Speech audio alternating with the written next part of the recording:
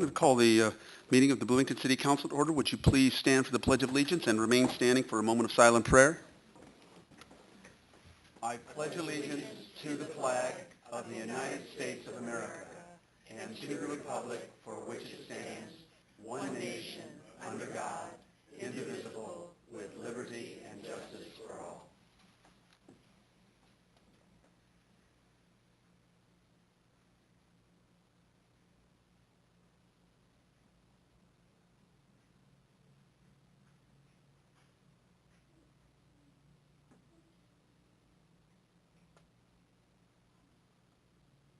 Thank you.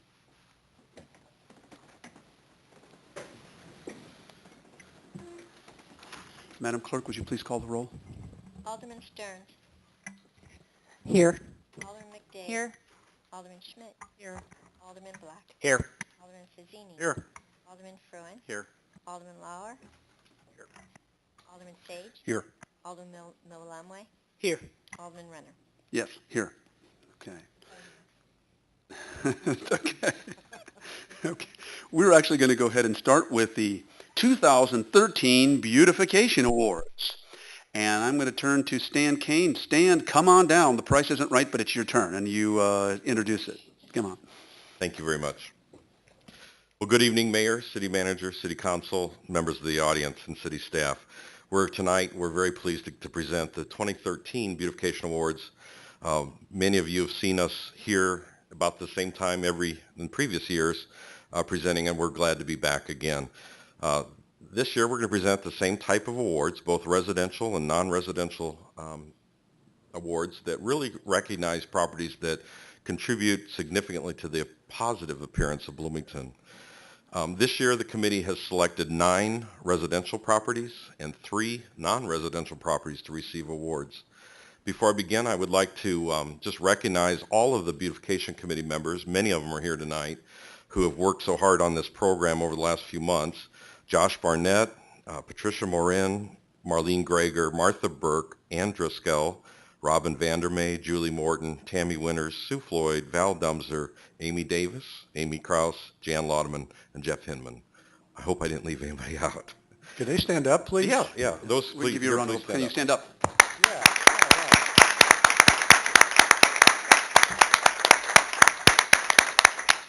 And we're pleased to acknowledge that we have a full committee, a full slate of committee members. We haven't had that for a while, and we're very pleased to have 12 full-time members. Most of our award recipients are here tonight. I think there may be a couple no-shows, but we'll proceed anyway. What I'll do is what I've done typically in the past, we'll show some slides of each property, and I'll call those recipients or property owners up one at a time to receive their award. So without further ado, let's get started. Thank you.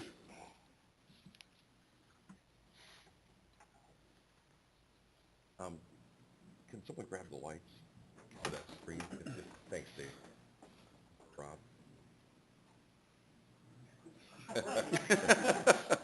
Thank you. Thank you, guys. All right. Go ahead, next slide. Our first property owner tonight is David and Janet Holman. They live at 2301 Revere Road. This is a newer property that's located in the northeast corner of Bloomington, way up in the northeast side. It's a very attractive front yard and side yard, a lot of extensive plantings and around really the entire property. There's an exceptional amount of color and quite a variety of plant material. And we were really impressed with this when we drove by earlier this summer to look at it. So very elaborate, very impressive presentation overall. David, Janet, if you're here, I think Janet might be here, and anyone else from the family to receive the award, please come forward.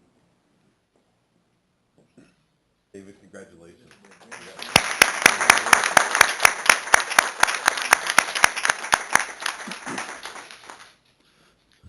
Our next property owner is David and Jodelle Ayers. They live at 1125 East Grove Street.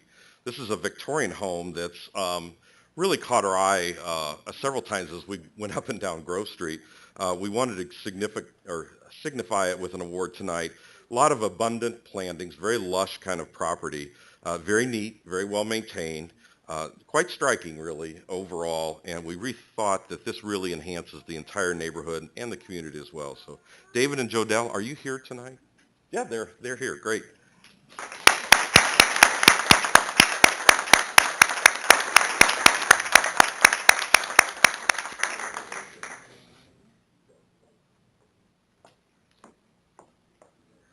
Our third award goes to Lucas and Megan Winters. They live at 8 Tammy Court. This is another very neat, a single-family home that's in Bloomington. It's on the west, or I'm sorry, on the east side, well maintained, just off of Emerson Street. This has a real attractive street presence. It's complemented, of course, by the landscaping and all the plantings. And overall, we thought it had a real refreshing and inviting appearance. So we were pleased to give an award to Lucas and Megan.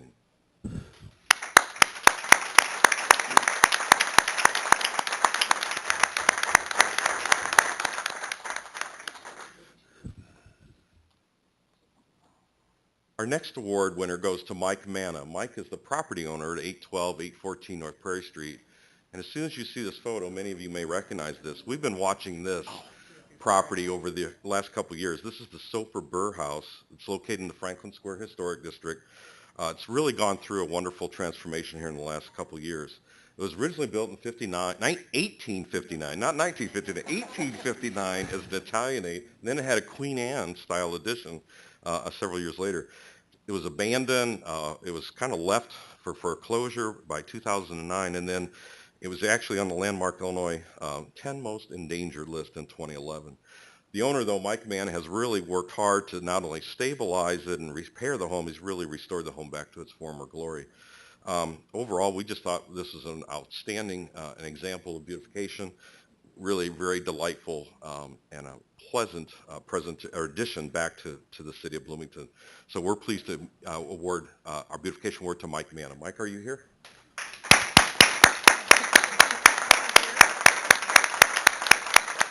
We'll make sure Mike gets his award. Our next property is Nancy Smith. She lives at 35 Park Shores Drive. This is over near White Oak Park on the west side. Really, the thing that caught our eye right away was the front porch, if you will, of this home. It is just full of plant material, very nice touches overall, very unique, very different, really of a very welcoming kind of gesture to not only her home, but and a nice addition to the whole neighborhood. Very colorful, again, a lot of creative elements in the design there. So we're very pleased to make an award to Nancy Smith. Nancy, come forward.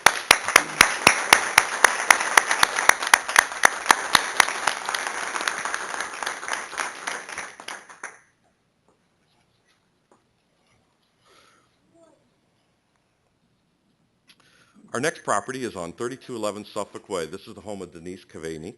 Denise has really done a very nice job of keeping her property well maintained. This is towards on the east side neighborhood. It's an established neighborhood. It really has a lot of curb appeal. The front porch, of course, and all the landscaping really combined to make it an inviting, very delightful kind of presentation. Overall, again, another well done, elegant property. Denise, congratulations.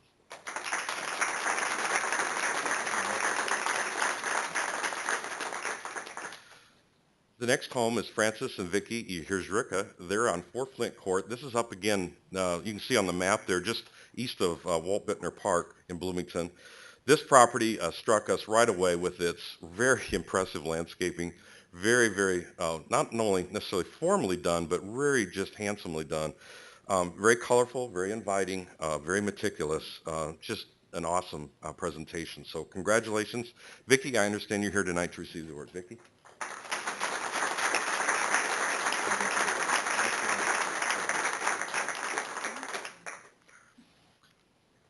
Our next property owners live at 204 South Mercer Avenue. This is Julie Hoffman and Sherry Miller. Some of you may recognize this property. It's on South Mercer. There's a prominent side yard. This is the front yard, but slides will get around to the side yard here, that they've really recently added some newer plantings. This fence really gives it a nice public appearance on that side street. So we thought overall this was a very positive contribution to that neighborhood, and we're pleased to give them an award. Jolie, Sherry? Congratulations.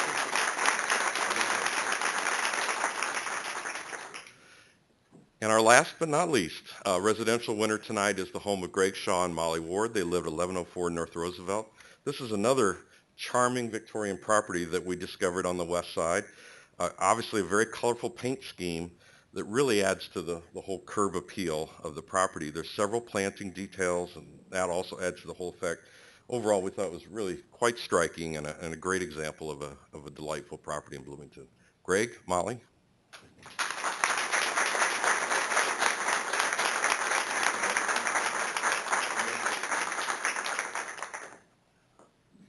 Turning our attention to non-residential awards, we have 3 of those tonight. The first one is Evangelical Free Church.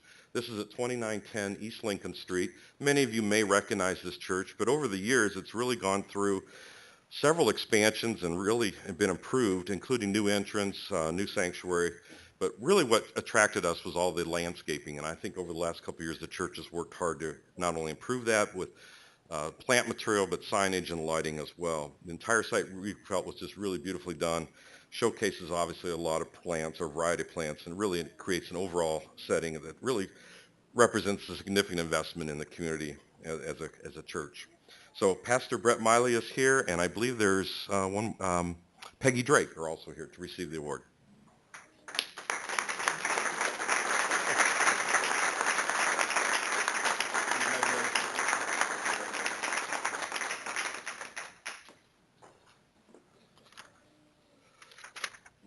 Our next non-residential winner is in downtown Bloomington. This is the offices of Thompson and Weintraub at 105 North Center Street.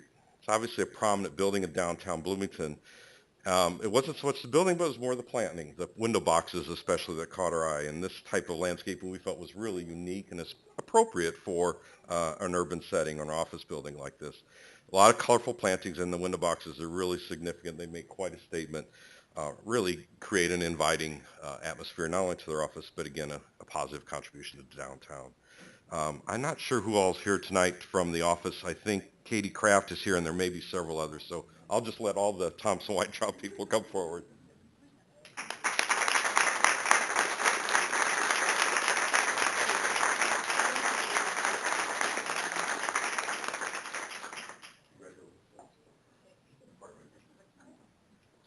All right. Our last non-residential winner is First State Bank on 502 North Hershey Road. This is a recent building, relatively recent, on the commercial strip of Hershey Road. Really, the landscaping, again, is what drew our eye, and we felt it really enhanced the property, the bank presence on that corner. It adds to its value and to its setting. Overall, it's just very colorful, very tastefully done, and of course, well-maintained. President Richard Stroyan is here from the bank. So Richard, will you come forward and be recognized?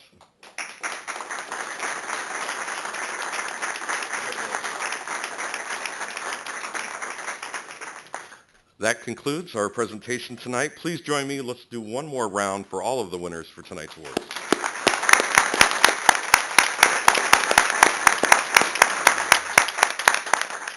We appreciate your support, the council's support, for letting us do this every year, and we'll look forward to being back next year. Thank you, Stan, and thank you for the beautification committee. And again, congratulations to everyone. Thank you. We can maybe get the lights. Let there be light.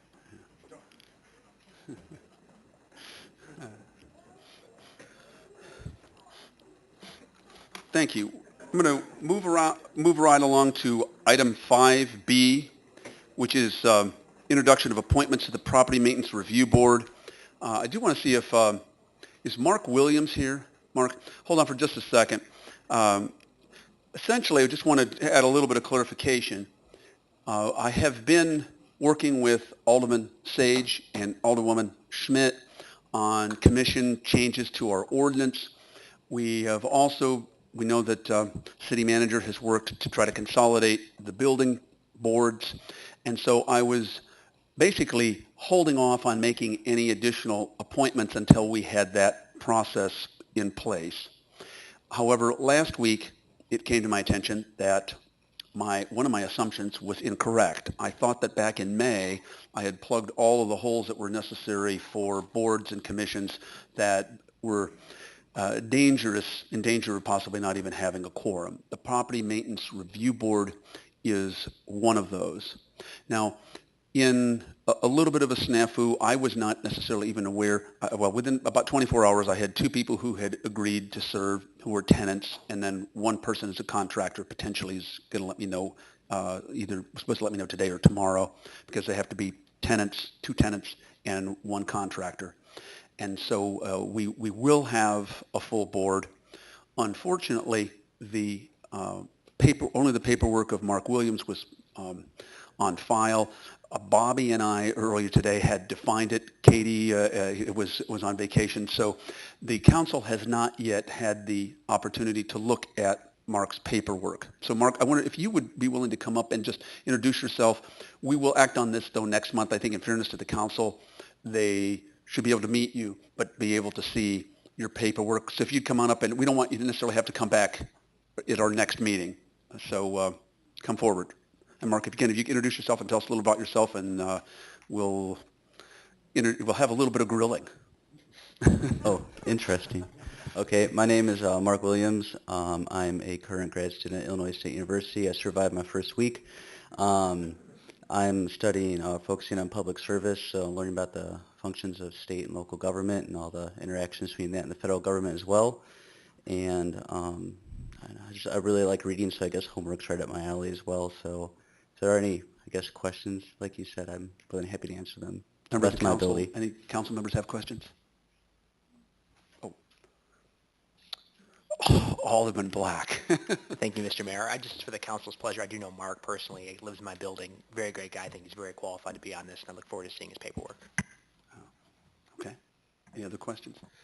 Thank you, Mark. Again, my apologies. We won't necessarily ask you to come back up in 2 weeks, but again, we want to make sure that the council has the opportunity to see everyone's paperwork before acting on this. Thank you for coming, and I appreciate your willingness to serve.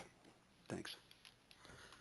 Okay, moving right along to the consent agenda. Are there any items on the consent agenda that any members of the council would like to remove for separate discussion? Seeing none? Oh, I'm sorry. Just to Alderman be Black. clear, after our discussion here, do we need to remove 6B? No? Do we need to remove? Yeah, okay, yes. Remove. You make a motion to remove 6B? I sure We have do. no appointments. I'm sorry. Thank you. Actually, can I have a motion to approve the consent agenda except for 6B? So moved. Moved by Alderman Black. Is there a second? Second. Second by Alderwoman McDade. Any discussion? Madam Clerk, would you please call the roll? Alderman Stearns. Aye. Alderman McDade. Yes. Alderman Schmidt. Yes. Alderman Black. Yes. Alderman Fazzini. Yes. Alderman Froen. Yes. Alderman Lauer. Yes. Alderman Sage. Yes. Alderman Milwalamway. Yes. Okay, motion carried. And again, we don't need to act on 6B because there is no appointment for us to act on. So we'll move right on to the regular agenda. Item 7A, review executive session minutes from 1995 to 2013. Actually, it's the additional minutes are from 2007 to 2013. Again, the Attorney General's office has made it clear that we need to periodically review our minutes, and I believe August was our rough deadline. I said we'd get it done by August, and so we're getting it done barely by the end of August, but essentially we did have in effect, a subcommittee, a work group, informal work group of Alderwoman Stearns, Alderman Black, and myself that went through the executive session minutes that were prepared by the clerk. And we did have unanimous agreement on the things that the clerk had recommended to release. There were some questions about a previous city manager's evaluations. That was the only thing that there was any lack of consensus on releasing the minutes. So at this point, I'll ask if there is a motion to make the a resolution that this be adopted. I'll make that motion. Made by Alderwoman Schmidt. Is there a second? Second. Second by Alderwoman McDade. Discussion. Alderwoman Stearns. I am a strong supporter of the public's right to know, and I think that in particular the city manager's impact and effect on the city for decades is really, I mean, it cannot be overemphasized. Everything from, tremendous investments such as the Coliseum, the VCPA, to projects large and small, TIF districts, on and on, are heavily influenced by, and the city manager plays a tremendous role in that. And I am an advocate of letting the public know how the city council evaluates the city manager. Now, some feel that even the current city manager's evaluations should be public knowledge. I will take mild exception to that, but I do feel, because I understand the current personnel situation, other city councils do it. In fact, I strongly recommend that this council goes on, for instance, the City of Evanston's website. They will list for you all of the executive sessions that have been released, and I guarantee you that the percentage is quantum leap above what we are releasing. In fact, transparency-wise, it just simply isn't transparent to keep it a secret how council evaluated our last city manager, and I don't think we should keep it a secret. So I would like to, and by the way, one last thing before I make an amendment to that motion, I would like to say I am aware as well of other cities who have attempted to retain a prior city manager's evaluations. I've researched this fairly extensively. And in fact, that city was sued, and successfully sued, by the media to release the executive sessions of that public figure, really, which is what a city manager is, who had tremendous impact on the city and the taxpayers. I just believe this. All of us have taken stands, various stands such as this. I will stand by mine. I'm fine with releasing them, and I think every city council member should be open and honest about the stand they took on an issue as important as our last city manager. So therefore, I would like to make a motion that we amend that motion, that we also release the following executive sessions, which had to do with the evaluation of our prior city manager, Tom Hamilton. And they are as follows: August 28th, 2006, December 10th, 2007, January 7th, 2008, February 11th, 2008, and August 19th, 2008. The parts of those executive sessions that pertain to the evaluation of our last city manager. So I make that motion. Just to clarify, so you're not suggesting that anything that we are trying to release, you want to release everything that's been recommended in addition to the ones that you have just stated. Exactly. Just to clarify for everyone. Okay. And so, only the parts of these sessions that had to do with our prior city manager's evaluation, because some of them have more than one subject. Correct. So okay. And I that's will the ask, motion I'd like to make. so that's a substitute motion. Is there a second to that? I'll second that. Second by Alderman Lauer. Okay. So now we're going to have a discussion. And again, given our time frame here, although I'm not going to hold us to 15 minutes, I would ask us to be, confine our remarks to a minute or two. Just in terms of the some of the research Alderwoman Stearns has done. I had mentioned some of this when we talked about this in executive session about releasing executive session minutes. There are many communities in places like Washington, Oregon, Montana, the Dakotas, Wisconsin, Minnesota that do release executive session discussions about city manager personnel. I was unable to find any necessarily in Illinois. I don't necessarily know that precludes it from happening. And there are some places that do release an executive summary every year of a city manager's evaluation, but usually it's a paragraph or two because a city manager is in some cases considered to be a different type of employee than everyone else. So this is obviously a serious question.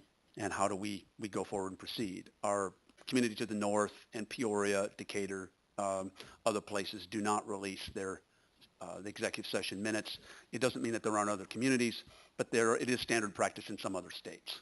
So if I could, other than that, I see lots of lights on. Okay, start with Alderman Fazzini. Oh, Alderman Black was first? Yeah, okay. Right. Thank you, Mr. Mayor. I'm going to be voting in support of this, but let me get around to a couple of the reasons why and some of my logic behind it. This is an interesting question for us to handle, namely because, from an HR perspective, and my day job is in human resources, it can be touchy to talk about personnel issues, and it could put us it's some sort of a position where we might be having to call to defend ourselves if it precludes for future employment. We have to be very careful with how we do it. However, I do buy into the idea that the city manager is a special employee of the city. We're not talking about investigations that are dealing with, employee relations. And for me, as an alderman, I really view my role as one that's accountable to the citizens. And the citizens have a right to know what the discussion was when we talk about our city manager, because that is the face of the city. That being said, if this motion were to fail, I will absolutely support the previous motion on the table, because I think that we need to get these minutes out into the public. This is something that we need to make sure that everyone's aware of, that everyone has access to, so we can move forward. And some of the discussion might turn into, we don't want to look backwards, we want to talk about moving forward, and I'm all for that. I'm not one that wants to look in the past and place blame for some of the issues that we've had. I want to make sure that we're being consistent so we can move forward, because to me, I want to, we talk about some of the issues with the Coliseum, the BCPA. To me, they're here. Let's see them be successful. That's my role now. So from an accountability standpoint, from an HR standpoint, I think this is the way to go, and I appreciate the motion. Alderman Fazzini, and then Alderman Schmidt. Alderwoman Schmidt. Yeah, on the flip side, I think our discussions this last time around with our current city manager were spirited, candid, and in-depth. And I believe if I thought that the comments being made were going to be public verbatim, I wouldn't have made some of the comments I made, and I think they were necessary to come to the proper conclusion. So I would prefer to have a summary of these minutes made public rather than the detail made public, because I think it would slow down the spirited and candid commentary, and that would make the evaluation less valid. That's just the flip side. Alderwoman Schmidt. Well, it seems to me that personnel evaluations are something that are a condition of our employment. And I would hazard to guess that there's probably nobody in this room who was hired who later had somebody say to them, oh, by the way, now we've decided we're going to release your evaluation to the public. I've worked for the state of Illinois for many years, and I knew exactly what was going to be said about me, about my salary, about my evaluations, and I never had anybody change that. I think if we decide as a body that we want to change the nature of the contract that we have with our city manager, we should do that going forward. We didn't make that a condition of David's appointment either. I will also remind us that whenever we have evaluation of our city manager, that we do that through an ordinance that shows the rankings that we have, the ranking that we have reached.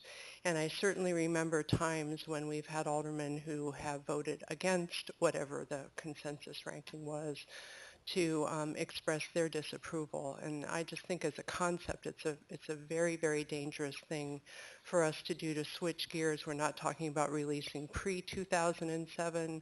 We have a small body here, and it does not feel to me as though we're doing this for transparency's sake. Alderwoman McDade. So, I was not on the council when the minutes that are in question were, gathered, so I don't have any more insight into what they say than a lot of people, I guess. That said, I would just hope, this has been a very gray area to say the very least over the last 6 months or so. And so I just think, when we do speak in private, there are some things that, and it's well grounded in state statute that there are good reasons that those things are discussed in private. And so I would just say going forward, we just need to be very clear about, I guess the position of this council as far as, what will be discussed as an executive session and those minutes kept private, what will be discussed as an executive session and those minutes made public. Not that will change the conversation, but I agree with Karen. It sets expectations for employees. It sets expectations for groups of employees. It sets expectations for other people that may want to do business with the city, thinking that, in fact, the conversation is private, and then finding out later that that conversation is going to be made public. I just think people have a right to know a lot of things. People have a right to know that because there are there are some things that I think people they would want to know that their conversation, which they thought was once private, is no longer private. I just think that's fair. So if I don't know where we're going to end up on this one, but I guess my request would be going forward that we have some clarity around this. So thank you. Alderman Fruin.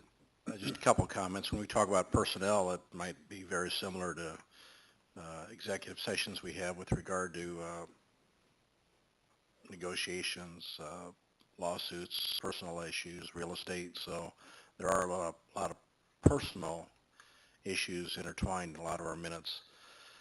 And I would just like to remind everybody that every evaluation is public record and is voted here in the council every year, or whenever we do it. It might not be every year, but whenever we do it, it's public, and the rating is there, the salary is there, the benefits are there. So as far as what's been done, the record is there. So I am very sensitive to the comments that have been made. Alderman Lauer. Well, that all being said, I agree with everything that's been said here, but I think we have to come back to the fact that we're living and dealing with an era where the public wants to know and they have a right to know. We actually ran for office or were appointed accepting the fact that we were going to be working directly for the public. And I look at them as my employer. And that being said, I think that everything in our minutes should be eventually released. We shouldn't have to hide from anything that's been done in the past. If we're hiding from something that's been done in the past, we probably shouldn't have done it in the first place. So that's my point. Okay. Right. Alderwoman Stearns, and then I think we'll call the question here. Thanks. Thank you. And I think, it's critically important to differentiate between a private corporation, all of my, private jobs, whatever, and when the public is paying for what we are doing. We are making huge decisions about people's property taxes, employers that stand, et cetera, TIF districts, on and on and on for our city. And indeed, when we look at our city, what we see, the results, are the direct results of what public officials did, and probably the most important thing they do is hire and supervise a city manager. Webster's defines our form of government as the city manager is in charge of the staff, and indeed, he can appoint, hire, fire, as is happening right now with our police chief and other department heads. But he is our responsibility, and that is how it's defined by Webster. That's not me. That we supervise the city manager. As Mayor Renner said when he ran so often, there's a brain, there's fingers that do work, and then there's the brain. We owe our citizens the reasons that we supported or didn't support that critically important city manager. Maybe not the current one right now, but certainly the one that presided over our city staff for 15 years, give or take. But it was a very, very long time when the city of Bloomington underwent exponential changes that we're still feeling every single day. So I'd like to let the citizens know. I think they need to know where their elected officials stand. Thank you. Okay, we've got a couple more. Alderman Sage and Alderman Miller-Wambwe, in that order. Thanks. Yeah, and I'll be brief, Mayor. Thanks. I guess I'm going to take exception to the implication that a no vote against this suggests that I'm hiding something. Again, I find that, and it may be an incorrect inference on my part, but I find that implication somewhat insulting. Just wanted to say that. And secondly, again, people who have been around this city council for a while, and particularly the first 2 years here, it's no secret that I wasn't particularly a fan of the previous city manager. But for me, it's the principle of the fact that under the conditions of the employment at that time, and again, as was suggested, if we want to change the contract and make that part of one of the conditions for employment, I'm willing to have that conversation. But that stipulation, those conditions were not in place. Again, I thank the mayor for, again, some of his work that he did in looking at some of the other, the practices of other central Illinois communities. And I will be voting no against the amendment here in a moment. Thank you. Okay. Alderman Miller-Wamboy. Okay, thank you. Well, I heard what others said, and I think I'm going to have to agree with the ones who talk about fairness because I think, first of all, I wasn't here when a lot of these decisions were made, so I wasn't part of the council. So I don't think I would be hiding anything. But that said, I think it has to be about fairness because to me this feels like it will be moving the goalpost after you've made a decision to do it one way and everybody knows this is how you're going to do it. That includes the city manager. It includes the people who participated in the evaluations and they knew the rules of the game at the time. And then all of a sudden, 6 or 7 years later, we're doing something different. And by the way, we're bringing back in all the comments you made. So I don't think that's the right way to do things. I do agree that if we want to do that going forward and set something up that everybody knows what the rules are, then that's fine. And see if we can get people to agree to that, apply, run for council, and participate in some of those evaluations, then that's great.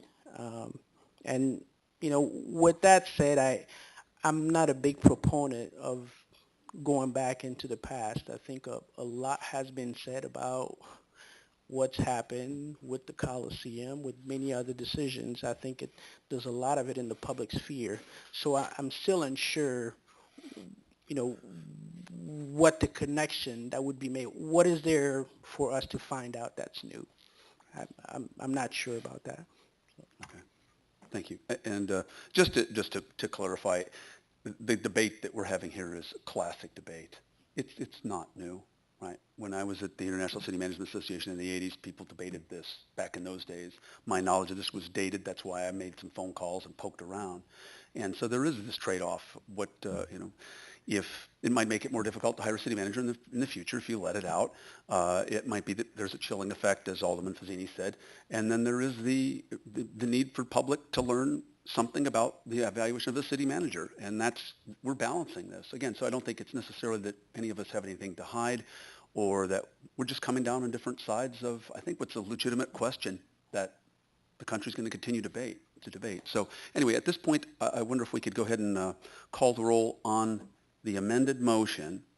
So if you vote in favor of the amended motion, we would be releasing all the documents that were recommended by staff, plus the evaluations that Alderwoman Stearns had articulated that involved the previous city manager. So a vote for yes would be to release everything, including the evaluations.